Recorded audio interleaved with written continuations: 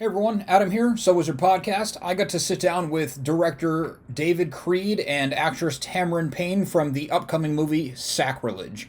Sacrilege is a horror thriller. It's coming to VOD on March 16th. It's about a group of girls who just try to get out of town for a weekend. They rent this amazing house, and of course, things go wrong. They find a satanic cult in the woods, and they are really being bothered by him. It's a cool, tense movie. Getting to talk to the director and the lead actress at the same time was a really cool experience to kind of get the behind the scenes and in front of the scenes aspect from it, and they were both really nice, entertaining people. Check out the interview.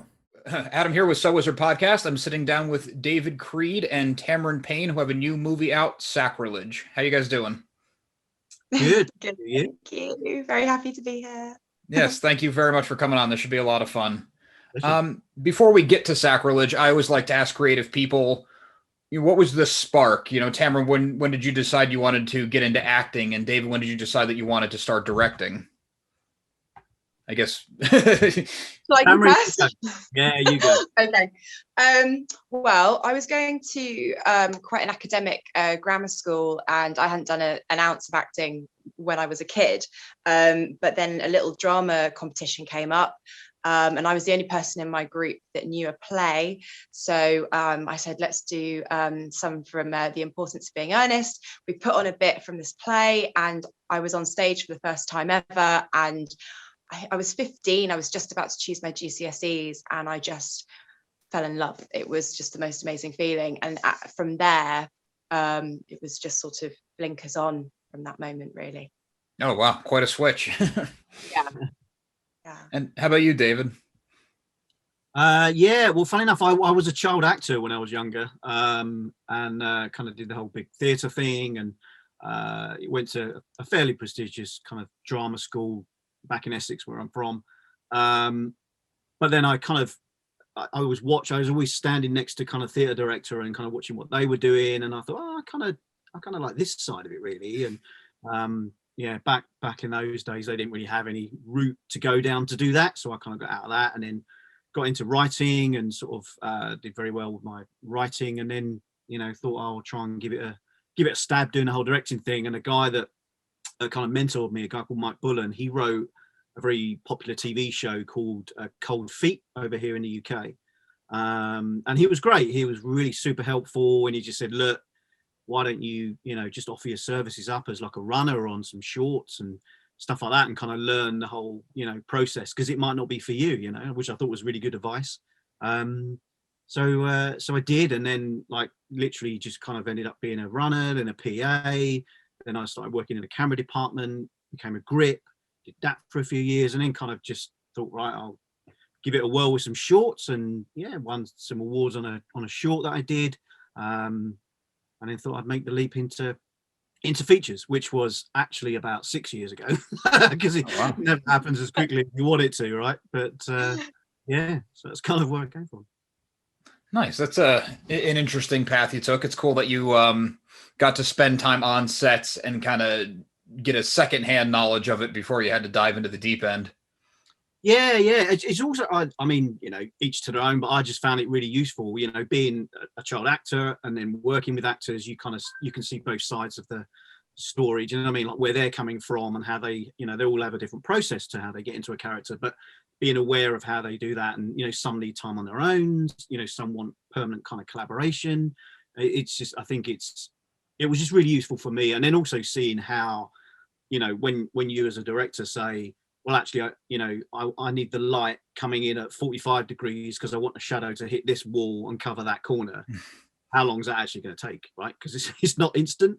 So right. It's like, me asking for something, what does that affect everybody else? And, including the actors, because suddenly, well, the light's not over there anymore. It's now over here. So it's in my eyes. Exactly. Yeah. And then you can't just go, oh yeah, no, put it back. And they're like, you lose half a day. Yeah. yeah. So yeah.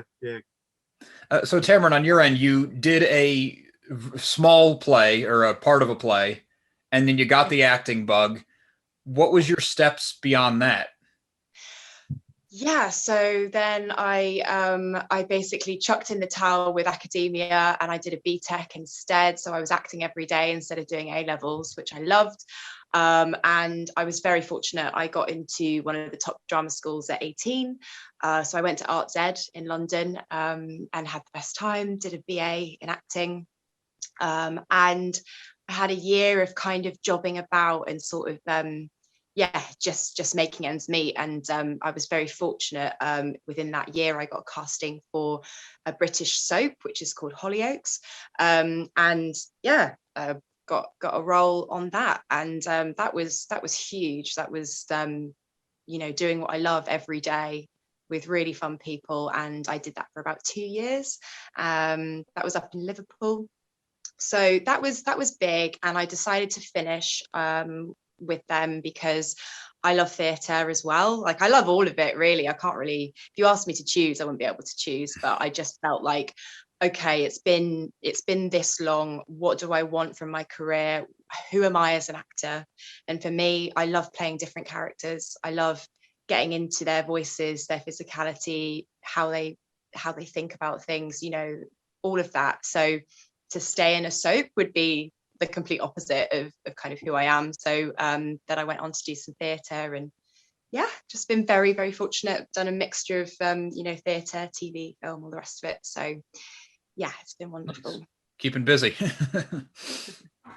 So for both of you, I guess, is horror one of your more preferred genres? Is it something you were drawn to, or was it this project specifically? I guess, David, if you want to kick it off. Yeah, no, I've been into horror since I was a kid. Yeah, just I think everything. My first introduction to horror was The Rats, the book by James Herbert. My mum had a copy, and I found it and started reading it kind of secretly because I was a bit young, and she was like, "No, you shouldn't read that sort of stuff." And I'm like, "It's really cool," And yeah, so I kind of got in from there, and then that was like a pathway into Stephen King, and then kind of got into Dean Koontz and stuff. And so I've kind of, very into my horror novels. And then when I was allowed to kind of watch a bit more kind of softer horror, I guess, I was allowed to watch like Gremlins, for instance, when that was out and stuff. So it was kind of I've just always loved the idea of escaping into that, into that world, however real it might feel. Some of it's obviously bonkers. One of my favorite sci-fi horrors, apart from Alien and Aliens, is Event Horizon. It's utterly preposterous what's going on, but it's just I guilty pleasure. I love that kind of thing. So for me, it was with my business partner and the producer Mark Keller, we discussed another project called Facility 31, and then we kind of pushed forward with that, but kind of hit a bit of a brick wall, just because the budget for us at the time was just quite a lot of money. So we were like, okay, well, what can we do on a smaller budget that that would still fulfill what we're looking for, making our first feature film? And I've several ideas and written several scripts, and this was kind of the idea of fears coming to life and kind of terrorizing you, and you having the power yourself to actually overcome them, was just again something that came out of just my experiences in life in general. I was in the army for a number of years and witnessed lots and lots of horrible stuff, and you kind of understand where individual people's fears can come from. And Mark, the producer, hates dogs. He's got a couple, but he doesn't like big dogs. So it was like, okay, well, I'm going to put a big dog in the movie then. And which was great. Again, it's and it's just fun playing with that. I find I watch all kinds of different movies, but my favorite is horror. I'll watch a horror movie over probably most other genres myself. Nice. All right. I guess that makes sense. And Tamaryn, you said you had a great time on the soap, but you wanted to move on and experience other things. Was horror always something you were looking for? I am the absolute opposite of David. Okay. I have such an overactive imagination that I cannot watch horror. Like, even a trailer, like even if I'm in the cinema and I see a trailer, I'll be thinking about it and I'll be imagining what happened next, or I see like a flash of a character and that's it. Like, I just imagine all sorts. So as much as I love being in horror because of the amazing effects you get to do and the crazy kind of time, like what happens in the story and everything and what the characters go through, I'd much rather act in one actually than watch one. I'm such a baby. So when you're on the set, you don't get that same kind of overactive imagination running away because you're kind of seeing behind the scenes? Luckily not. No, I think, of course you're engrossed in what you're doing, but also, especially with filming, everything's so cut up and it's so technical that you don't lose yourself. I don't think. I don't lose myself as a performer in the same way that I might do in theatre a little bit. But even then, you've got a job to do. Your head's kind of thinking, I've got to hit that mark. I've got to do this then, as well as all the creative stuff and being in character. Yeah. That makes a lot of sense. Sorry. Yeah. No, I was just going to say exactly what Tamaryn was saying, but we did have it with Sian. So Sian, one of the the characters in the movie, her character is the one that's afraid of dogs. So we got Oscar, this Rottweiler. He was a huge boy. Huge boy. He's been in like Game of Thrones and stuff like that, right? He's like, the dog's more famous than any of us. Oh, right? It's an acting dog. Okay. Acting dog, yeah.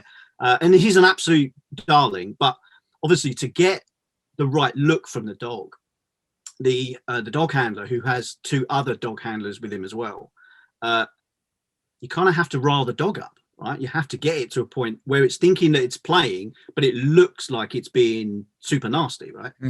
And there was one of the scenes in the movie where Sian's character Blake tries to run away from the dog, and she managed to get round to the front of the house where she's trying to desperately get inside, and the dog appears down by the side of the house and it's looking at her. And in reality, when we were shooting the dog was probably 20 feet, 25 feet away, but it can close that gap in like 3 seconds.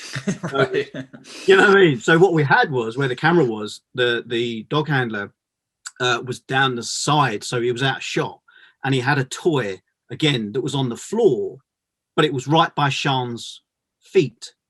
So he would wag the toy. So the idea was the dog would come hurtling towards the toy, and then Sian would turn and run away, and then we'd match it up in the shot, right? And it would look really cool. That was the plan.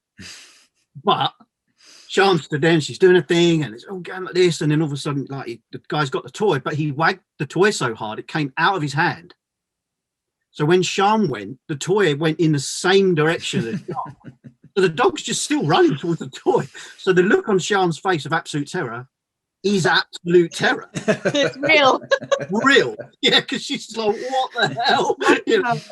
Yeah, and then the other dog handler had to jump in and grab the dog, and he wouldn't have hurt her, but it's just that terrifying, like, massive thing. 200 pounds of muscle running at you.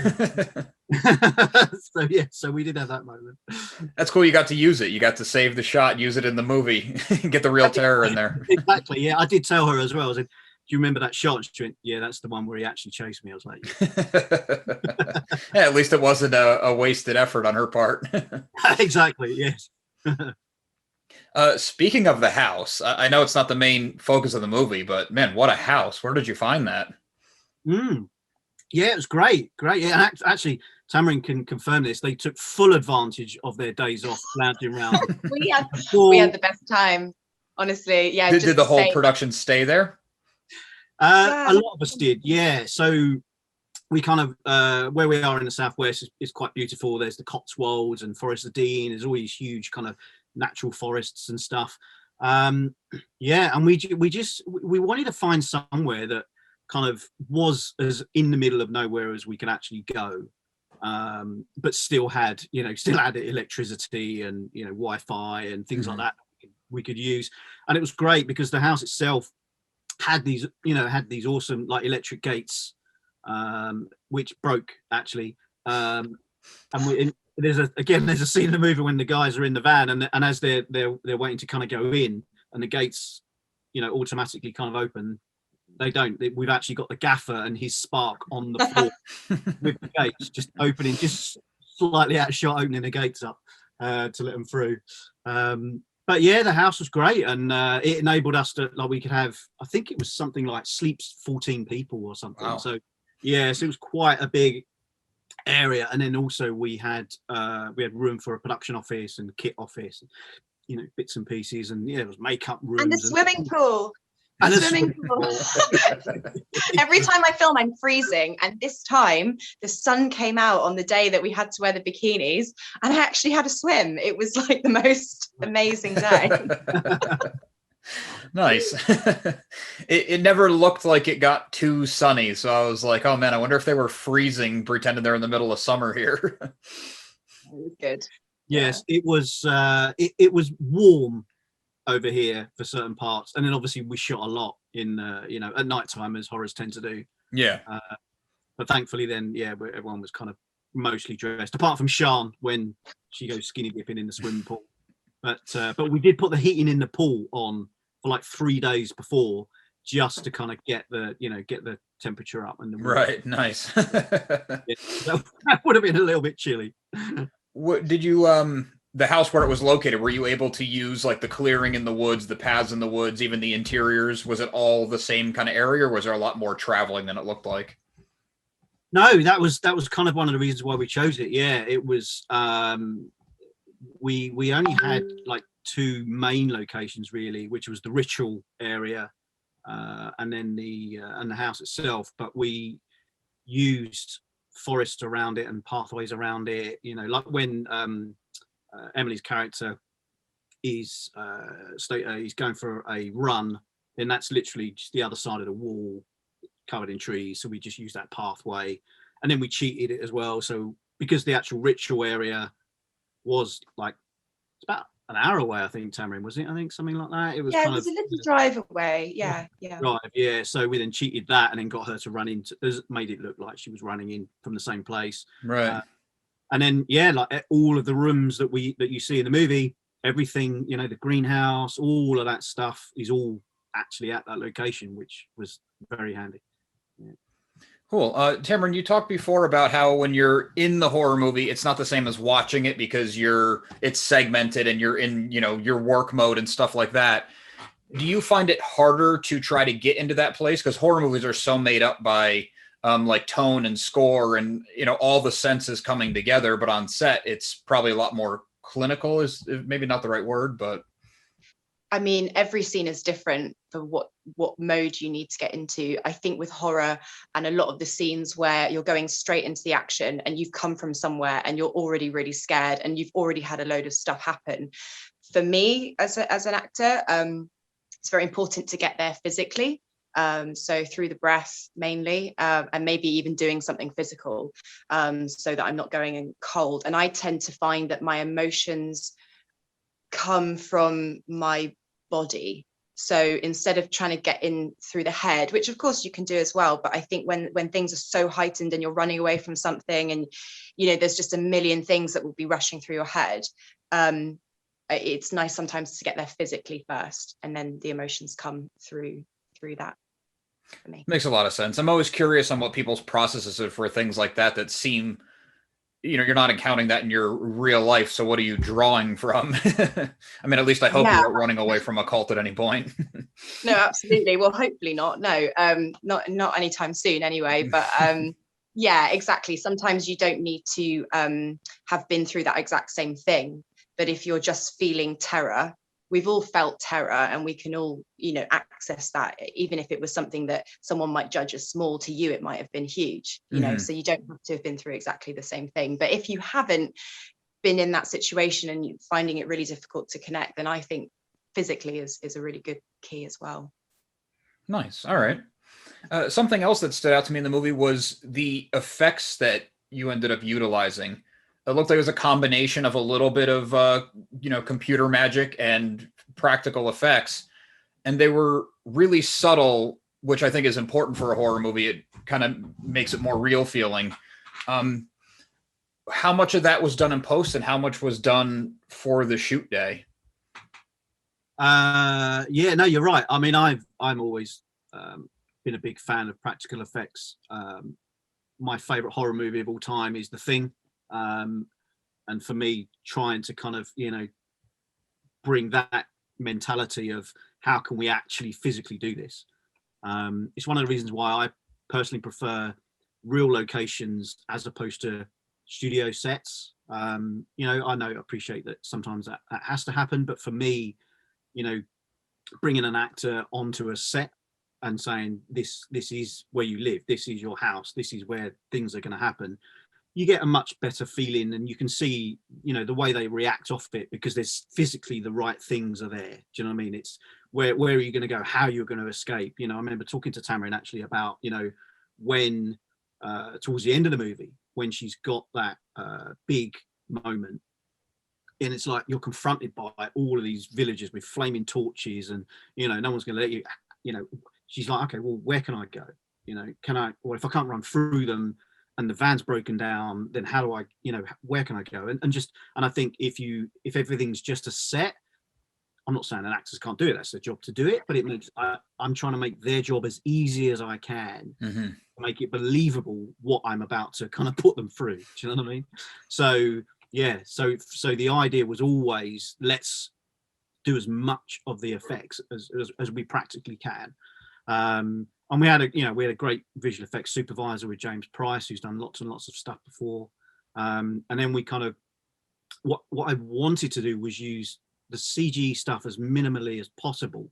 So what we did was, so the big opener with the Burning Man, for instance, there's no CG flames in that. It's all real, but it's just other shots that we've got. So we've kind of comped over the top other shots that have already been shot by using a mannequin's head. So we got a mannequin's head, you know, put that in a position that we knew. Do you know what I mean? So we kind of matched the frame. Yeah. The guy was lying on the floor and what have you. Whereas the actual stunt guy set himself on fire, you know, properly 3 times for us.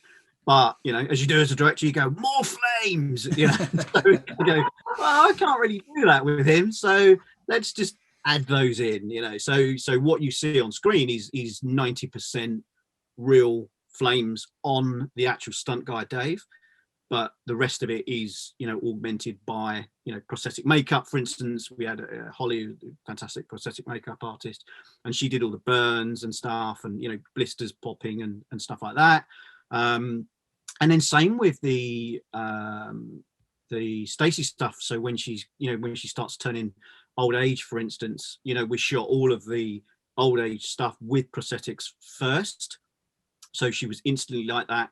And then we took it all off and then shot the stuff that would happen before it. So we shot it all in reverse. But then when we got it in,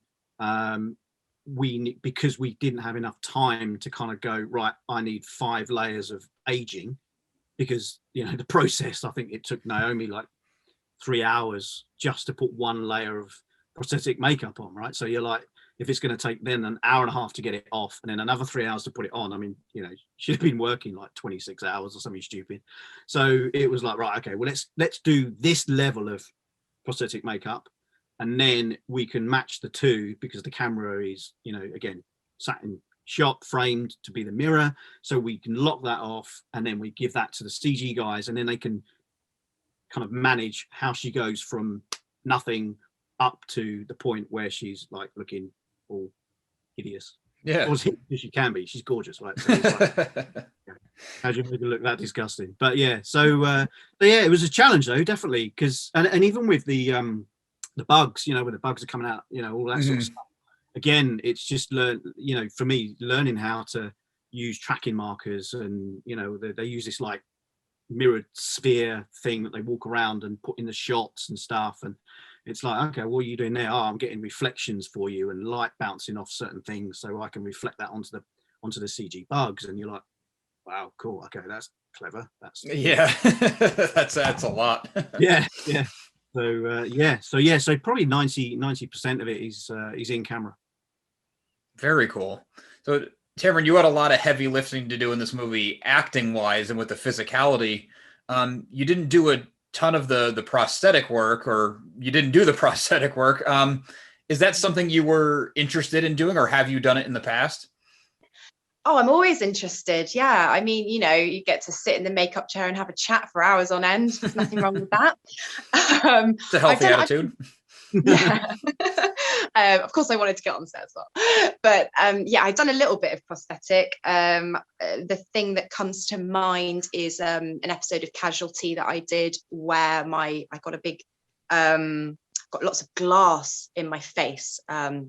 And the women were amazing, these tiny shards of glass from a windscreen in a car. And, I had to come back the next day and they had to put all the tiny shards of glass right in the same place again. And that was just incredible. And another horror that I did, Stalled, where it's a zombie comedy and a big chunk of my leg got bitten off my car. They did a kind of a big gouge on that, which looked pretty disgusting. Yeah, and I remember in Casualty actually walking down a corridor, must have been going to set or something, and seeing a cupboard door open, and it was just a cupboard full of like legs and arms, just a cupboard of limbs stacked high, which was very creepy. But yeah, so yeah, prosthetics are fun. Maybe I'll get to do more of that in the future. Yeah. Nice. All right. Something about the script in the movie. How much of the script was fully completed before you found your cast and location? And then you said you like to collaborate a lot. Was a lot of it altered? I'm trying to speak vague so I don't give away the ending. Was a lot of it altered based on the cast and location? Yeah, I mean, the script was complete before we started casting. But I wanted to make, because the guys in the movie are all supposed to be close friends. Obviously, Tamaryn's character had a previous relationship with one of the other characters, so I needed to know that, as good as they could do, that they gelled together correctly. Because individually, we had a lot of very strong actresses that came and auditioned. So during the casting, what I did was I kind of worked way down so that I had two groups of 4. And then I said, right, guys, I'm going to put you in a little kind of workshop scenario.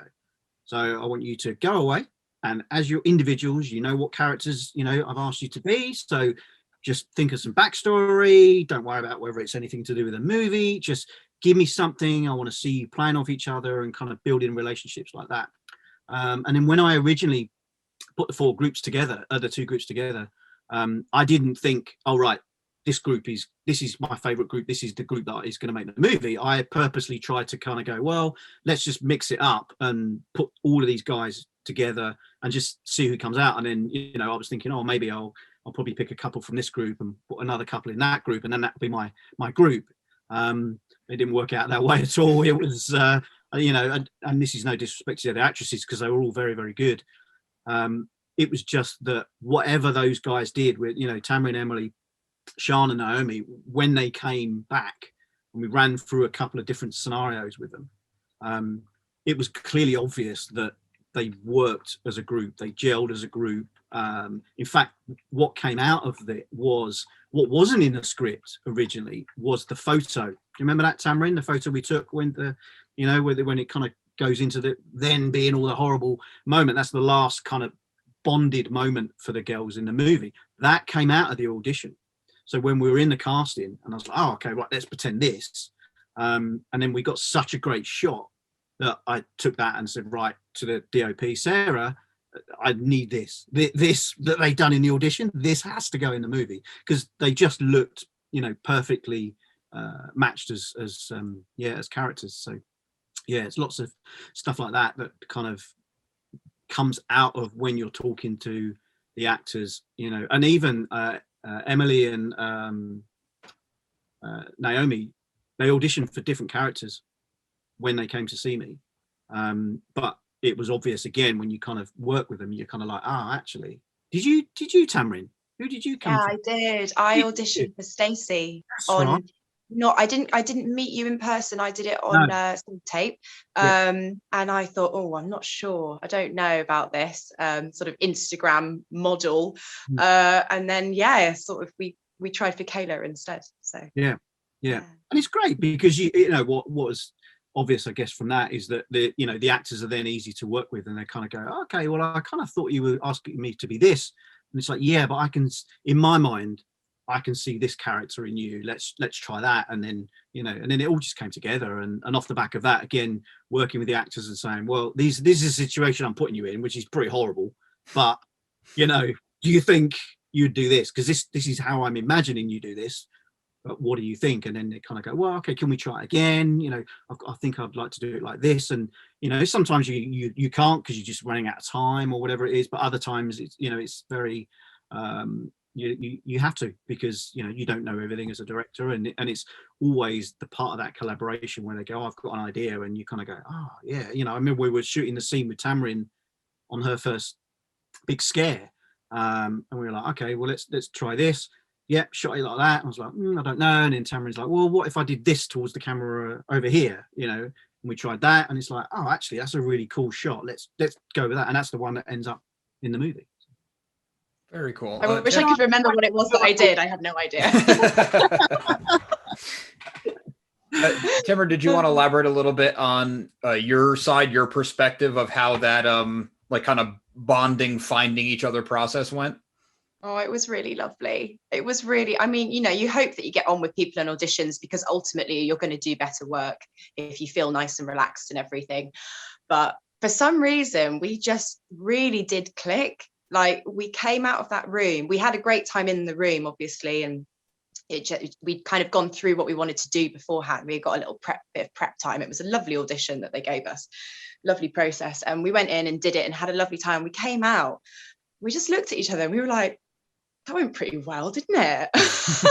You don't often feel like that, where to the point of, confidence. You can think maybe it went well and I don't know, and you kind of get practiced at just kind of leaving it at the door, and you just don't try not to think about it unless you get some good news. But with that, we just felt like really sort of just really buzzing and happy, and it was a lovely day.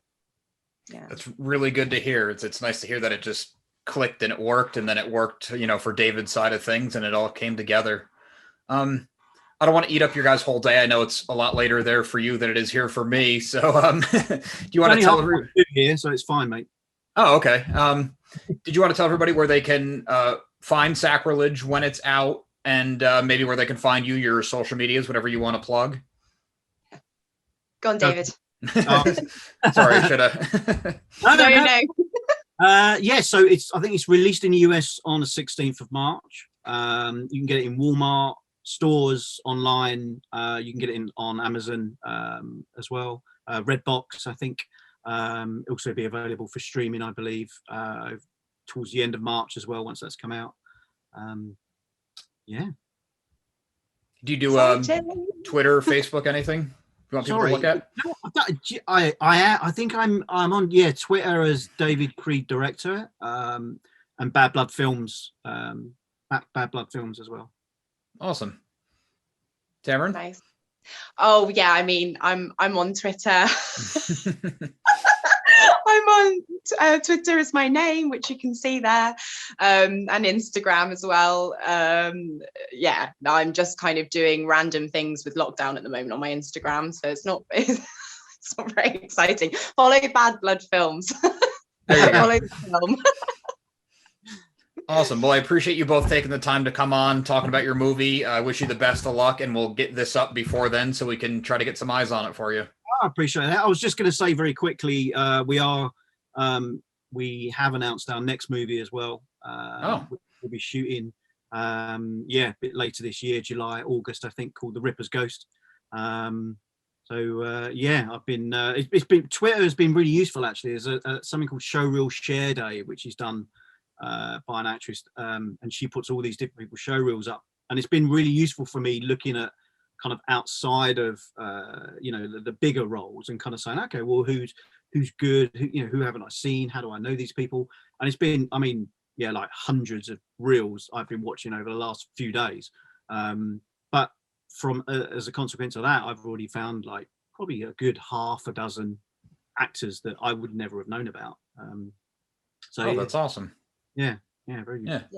Tamaryn, do you have anything? I was just going to say, especially for finding like people that aren't named, like graduates and people that are just super talented and really just want to get their work out there. That's an amazing way to find them. So that's really cool. Yeah. Very cool. Yeah, wasn't aware of that. Yeah, Showreel Share Day. It's on Twitter. Follow them. They're really cool. Great. Well, thank you again for coming on. That was a lot of fun. Once again, I wish you the best of luck with the movie and your future projects. Thanks, Adam. Appreciate the time. Yeah, Thank you so much, Adam. Lovely to chat. You too. Take care. Thank you. Bye. That was David Creed and Tamaryn Payne of the upcoming movie Sacrilege, coming to VOD March 16th. It's a cool thriller. Check it out. And I wanted to thank them for taking time out of their day to come on. And I also wanted to thank them for orchestrating with the time difference because, you know, they're in the UK. I think they're 5 or 6 hours ahead of where I am here on the East Coast. Also, I wanted to make sure that you check out So Was Her Podcast every single week wherever you get your podcasts. SoWasHerPodcast.com is your resource for reviews, recommendations, merchandise, videos, and more. So Was Her Podcast can also be found on Patreon, where for as little as $1 a month, you get multiple monthly bonus shows. We love hearing feedback. Drop us a note in the comments. Leave us something on social media. All of our accounts can be found after the show and in the show notes. And you're going to want to make sure to like and subscribe. We have a lot of new stuff coming out, a lot more interviews, a lot more new movie coverage. You're not going to want to miss out. On a more personal note, I released a comic book with a friend of mine at the beginning of this year. First issue came out in January. We're doing one issue a month every month. We're really proud of what we're doing. It's socialstudiescomic.com. It's a cool day in the life, day in the life, humor, high school experience comic. It's not something you've seen before, I can guarantee that. So check us out, socialstudiescomic.com. Thanks.